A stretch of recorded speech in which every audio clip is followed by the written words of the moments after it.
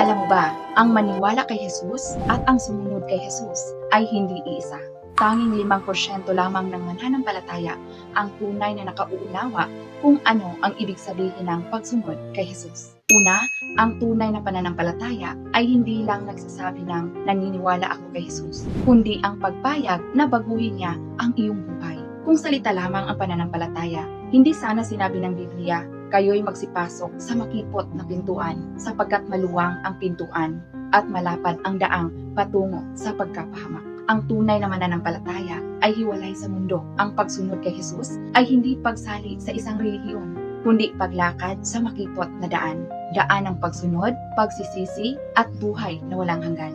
Pangalawa, ang nais ng Diyos ay hindi relasyon, hindi panlabas na relihiyon. Marami ang magsasabi, Panginoon, marami kaming ginawa sa iyong pangalan.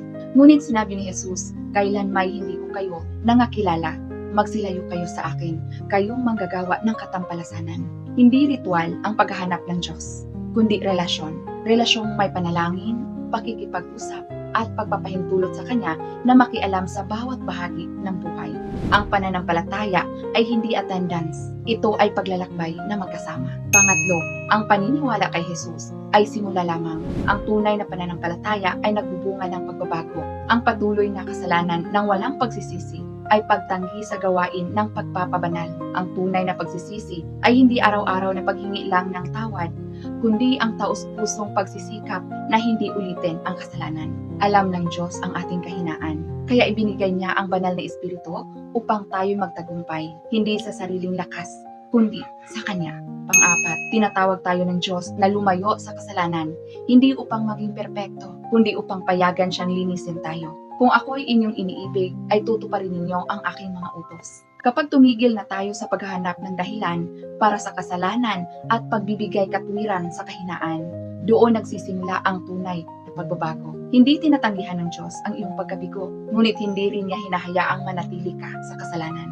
Ang tunay na pag-ibig ay pagpayag na tayo baguhin ng Diyos. Ang tunay na pananampalataya ay hindi ang pananampalatayang nagpapakomportable sa atin, kundi ang pananampalatayang nagliligtas sa atin. Mas gugustuhin nating maramdaman ang kakulangan sa daan patungo sa langit, kaysa maramdaman ang kapayapaan sa daan patungo sa impyerno. Huwag kang makontento sa pakikinig lamang ng salita ng Diyos. Maging isang taong gumagawa ng salita. Malapit na ang pagbabalik ng Panginoon at hinahanap niya ang mga pusong tunay na sumusunod sa Kanya. Kung ang mensaheng ito ay tumimo sa iyong puso, isulat sa komento, Panginoon, tulungan mo akong maging tunay na tagasunod mo. Ibahagi rin ang video na ito sa mga mahal mo upang mas marami ang makadinig ng katotohanan at muling suriin ang kanilang relasyon sa Diyos. Kung nais mong mas lalong maunawaan kung paano maghanda sa pagbabalik ng Panginoon, inaanyayahan ka namin sumali sa aming libreng online Bible Study Group. Mag-comment o magpadala ng mensahe, gusto kong matuto. Sama-sama tayong mag-aral ng Biblia at kilalanin ang kalooban ng Diyos